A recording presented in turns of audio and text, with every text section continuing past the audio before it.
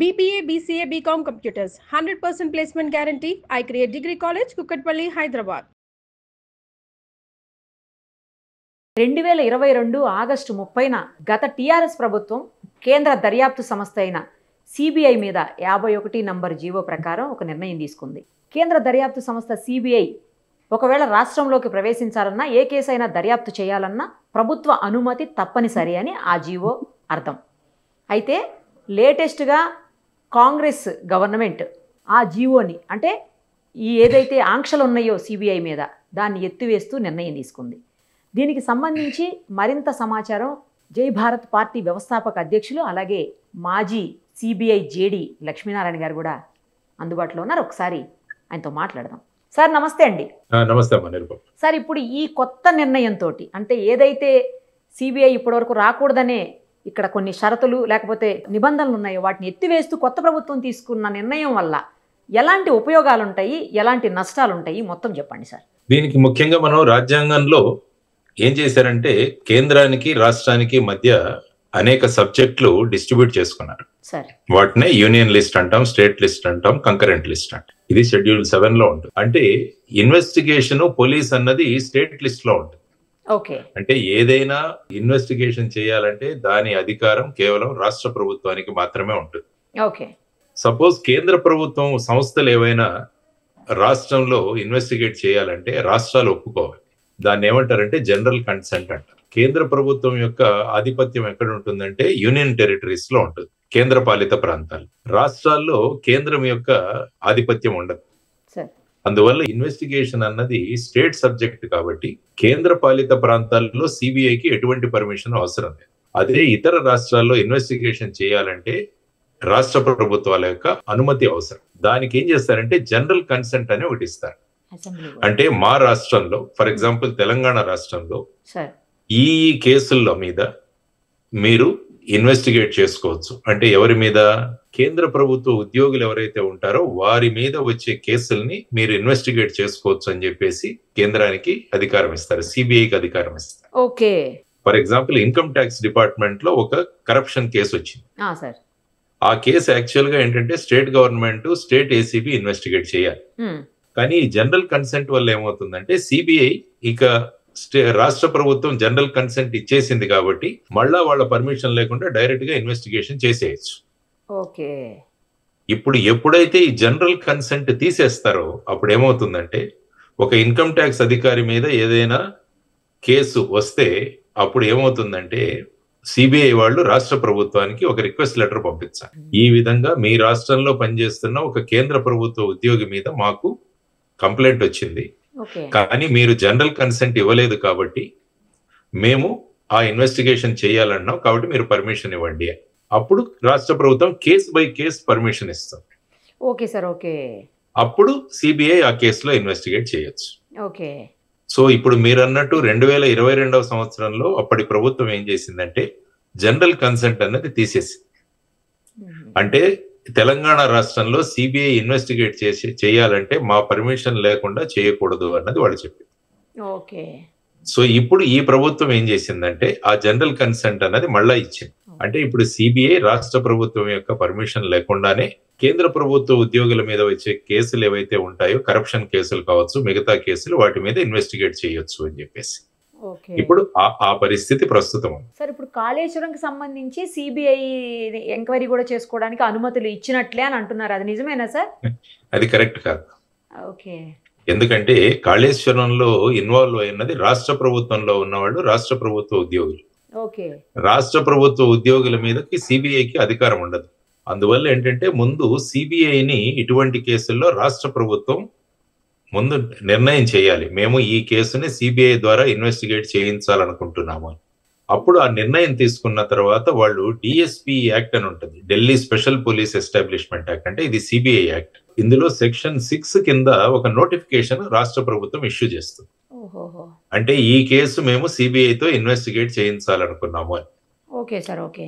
కేవలం రాష్ట్ర ప్రభుత్వం సెక్షన్ 6 నోటిఫికేషన్ ఇచ్చింది కదా అని సిబిఐకి అధికారం రాదు, కేంద్ర ప్రభుత్వం ఒప్పుకోవాలి మళ్ళా దానికి. అంటే ఈ కేసులో సిబిఐ, ఎందుకంటే చాలా చోట్ల పొలిటికల్ కేసెస్ లో సిబిఐకి ఇచ్చేస్తుంటారు రాష్ట్ర ప్రభుత్వం. రాష్ట్ర ప్రభుత్వాలు మనకెందుకులే వారి సిబిఐకి ఇచ్చేద్దాం, మనం వదిలించుకుందాం అని చెప్పేసి ఒక నోటిఫికేషన్ ఇష్యూ చేస్తారు. కానీ రాష్ట్ర ప్రభుత్వం ఇష్యూ చేసిన ప్రతి నోటిఫికేషన్ ని సిబిఐ ఇన్వెస్టిగేషన్ టేకప్ చేయాలని ఎక్కడా లేదు. దీనికి కేంద్ర ప్రభుత్వం సమ్మతిచ్చి వాళ్ళు ఏం చేస్తారంటే సెక్షన్ 5 నోటిఫికేషన్ ఇస్తారు. వీళ్ళు సెక్షన్ 6 నోటిఫికేషన్ ఇస్తే దానికి అనుసరంగా సెక్షన్ 5 నోటిఫికేషన్ గనక కేంద్ర ప్రభుత్వం ఇస్తే అప్పుడు సిబిఐ ఇన్వెస్టిగేషన్ టేకప్ చేస్తుంది. ఫర్ ఎగ్జాంపుల్ ఇప్పుడు సుగాలి ప్రీతి కేసు తీసుకున్నాం. అవును సార్, అలాంటి మరి అది క్రైమ్ కదా సార్, అలాంటి వాటిల్లో కూడా క్రైమ్ కూడా, ఎందుకంటే అది రాష్ట్రంలో జరిగిన క్రైమ్. ఓకే ఓకే, అందులో చేసిన వాళ్ళు రాష్ట్రంలో ఉన్నవాళ్ళు. Right sir. జనరల్ కన్సెంట్ వల్ల ఎవరిది వస్తుంది? కేంద్ర ప్రభుత్వ ఉద్యోగులు ఎవరైనా చేసి ఉంటే అప్పుడు సిబిఐ ఎవరి పర్మిషన్ అడగాల్సిన అవసరం లేదు. అది కూడా కరప్షన్ మ్యాటర్స్. సో ఇప్పుడు సుగాలి ప్రీతిలో కూడా సెక్షన్ 6 నోటిఫికేషన్ ఇష్యూ చేసింది ఆంధ్రప్రదేశ్ ప్రభుత్వం. అవును సార్, కరెక్ట్. కానీ కేంద్ర ప్రభుత్వం సెక్షన్ 5 నోటిఫికేషన్ ఇష్యూ చేయలే. దానివల్ల ఆ కేసు సిబిఐ టేకప్ చేయలేదు. సో ఇప్పుడు సెక్షన్ 6 నోటిఫికేషన్ తెలంగాణ ప్రభుత్వం ఇష్యూ చేసినా కూడా కేంద్ర ప్రభుత్వం సెక్షన్ 5 నోటిఫికేషన్ ఇష్యూ చేసేంత వరకు సిబిఐ ఇన్వెస్టిగేషన్ మొదలవ్వదు. ఇందులో అది ఏ కేసు అయినా సరే ఖచ్చితంగా కేంద్ర ప్రభుత్వం కూడా అనుమతిని ఇవ్వాల్సిందే.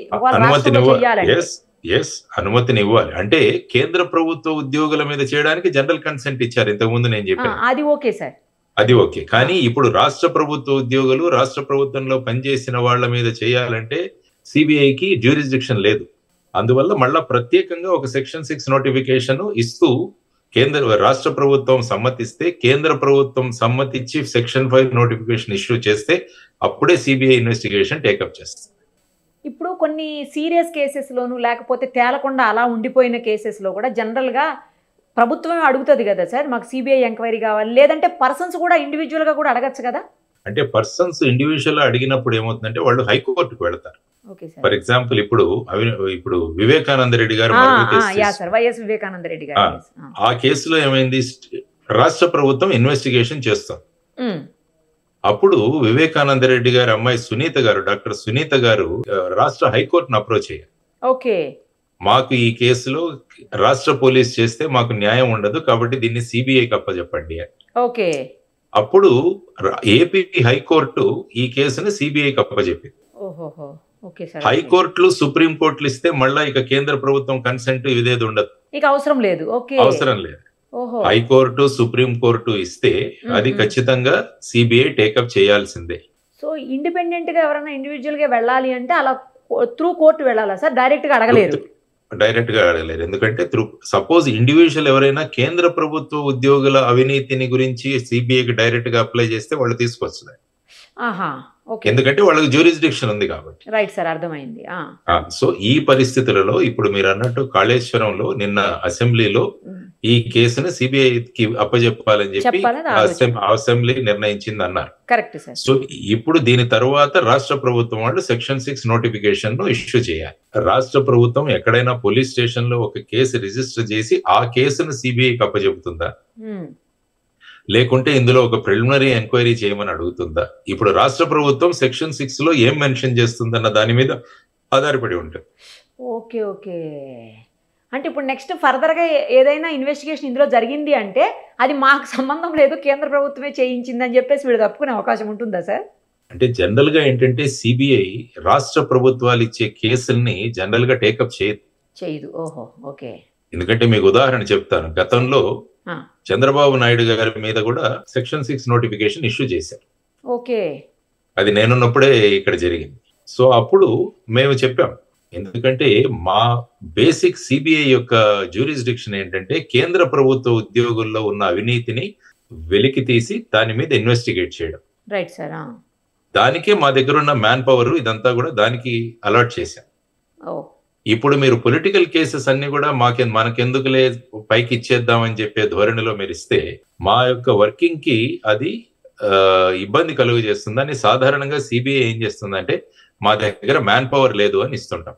ఎక్కడైనా చూడండి, రాష్ట్ర ప్రభుత్వం ఇచ్చే కేసులన్నింటిలో కూడా సిబిఐ స్టాండర్డ్ రిప్లై మా దగ్గర మ్యాన్ పవర్ లేదు, తర్వాత ఈ కేసు ఏదైతే ఉందో అది రాష్ట్రంలో ఉన్న పోలీసులు చేయగలరు. ఇది 2 రాష్ట్రాల మధ్య కానీ అనేక రాష్ట్రాల్లో కానీ తర్వాత మన దేశ బార్డర్లు దాటి జరిగిపోయిన క్రైమ్ కాదు, ఇది ఇక్కడే జరిగింది కాబట్టి మీరు చేయవచ్చు అన్నది సర్వసాధారణ రిప్లై. కానీ అదే కేసులో తర్వాత హైకోర్టు మాకు ప్రిలిమినరీ ఎంక్వైరీ ఇవ్వమని ఆర్డర్ ఇచ్చింది. అప్పుడు రిజిస్టర్ చేసి కోర్టు చెప్పింది కాబట్టి తప్పలేదు. కోర్టు చెప్పింది కాబట్టి తప్పదు. ఓకే. సో ఆ విధంగా, ఎందుకంటే చాలా రాష్ట్ర ప్రభుత్వాలు వాళ్ళకు వదిలిచ్చేసుకోవడానికి ఈ విధంగా నోటిఫికేషన్లు ఇష్యూ చేస్తుంటారు. సో జనరల్ గా సిబిఐ రిప్లై ఈ విధంగా ఉంటుంది. ఈవెన్ వివేకానంద రెడ్డి గారి మర్డర్ కేసులో కూడా హైకోర్టుకి సిబిఐ ఇదే రిప్లై ఇచ్చింది. ఎందుకంటే ఈ హత్య ఇక్కడ జరిగింది, స్థానికులు చేశారు కాబట్టి ఇది ఏదో రాష్ట్రం బయట లేకుంటే అంతర్జాతీయంగా జరిగింది కాదు, కాబట్టి మా దగ్గర మనుష్యబలం మ్యాన్ పవర్ లేదు, కాబట్టి మీరు చేయండి. కానీ అప్పుడు ఫైనల్ గా హైకోర్టు మిమ్మల్ని మీరు చేయండి అని చెప్పింది కాబట్టి సిబిఐ టేకప్ చేసింది. అందుకనే చాలా మంది మాట్లాడుతుంటారు, ఆ పార్టీ వాళ్ళు వచ్చినప్పుడు ఆ విధంగా అప్పుడు మనుష్య మ్యాన్ పవర్ లేదని చెప్పి సిబిఐ చెప్పింది అని. ఈ రోజు కూడా ఉదయం ఏదో 2-3 ఛానల్స్ లో కూడా యాంకర్లు ఏదో కామెంట్ చేస్తూ నేను చూశాను. కాబట్టి ఈ క్లారిఫికేషన్ ఇస్తున్నాను. ఎందుకంటే చంద్రబాబు నాయుడు గారి మీద అప్పుడు ఇన్వెస్టిగేషన్ చేయమని రాష్ట్ర ప్రభుత్వం సెక్షన్ 6 నోటిఫికేషన్ ఇస్తే హైరార్కీ నుంచి ఈ విధమైన రిప్లై ఇచ్చి ఆ కేసు టేకప్ చేయలేదు. కానీ మళ్ళా వాళ్ళు హైకోర్టుకు వెళ్ళి అక్కడి నుంచి ఆర్డర్ తీసుకొస్తే ఇమ్మీడియట్ గా కేసు రిజిస్టర్ చేసి. సో ఇది ప్రస్తుతం మీరు అన్నట్టు కాళేశ్వరంలో ఈ విధమైన పరిస్థితిలో ఉంది. ఇక case by case CBI central government employees మీద ఉన్న కరప్షన్ కేసుల్లో ప్రతిసారి స్టేట్ గవర్నమెంట్ దగ్గరికి వెళ్లాల్సిన అవసరం లేదు. ఇది కొంత వెసులుబాటే కదా సార్ సిబిఐకి. ఇది వెసులుబాటు. కాబట్టి ఇప్పుడు రైల్వేలో గానీ, లేకుంటే ఇన్కమ్ ట్యాక్స్ డిపార్ట్మెంట్ లో గానీ, కస్టమ్స్ లో గానీ, సెంట్రల్ గవర్నమెంట్ ఎస్టాబ్లిష్మెంట్స్ ఏవైతే ఉన్నాయో వాటిలో ఇన్వెస్టిగేషన్ చేయాలి అంటే ఇక రాష్ట్ర ప్రభుత్వాన్ని అడగాల్సిన అవసరం లేదు. కేసు పై కేసు టైం టేకింగ్, దానివల్ల ఇది ఒక సిబిఐకి ఒక పాజిటివ్ గానే మనం అనుకోవచ్చు. కానీ ఈ కేసులో ఇది వర్తించదు. ఈ జనరల్ కన్సెంట్ ఇచ్చినంత మాత్రాన వర్తించదు. పర్టికులర్ గా వీళ్ళు ఇచ్చినా కూడా సెక్షన్ 5 నోటిఫికేషన్ కేంద్ర ప్రభుత్వం ఇష్యూ చేస్తే తప్ప సిబిఐ ఇన్వెస్టిగేషన్ అన్నది ఇందులో ఉండదు అన్నది నా అభిప్రాయం. సార్ ఫైనల్లీ ఒక్కటి చెప్పండి, ఇప్పుడు ఒకవేళ సిబిఐ రావడానికి అనుమతి లేదు, గతంలో 3 ఏళ్ల పాటు లేదు కదా, ఇప్పుడు సరిగ్గా 3 ఏళ్ల తర్వాత ఈ నిర్ణయం వచ్చింది. ఆ 3 ఏళ్ల మధ్యలో ఏదన్నా ఇష్యూలో ఒకవేళ హైకోర్టు కానీ సుప్రీంకోర్టు కానీ ఇన్వాల్వ్ అవ్వండి చెయ్యండి అంటే అప్పుడు వెళ్ళొచ్చా సార్ సిబిఐ? చేయాల్సింది. హైకోర్టు సుప్రీంకోర్టులకి ఇక రాష్ట్ర ప్రభుత్వాలు కేంద్ర ప్రభుత్వాలు అడ్డంకి కాదు.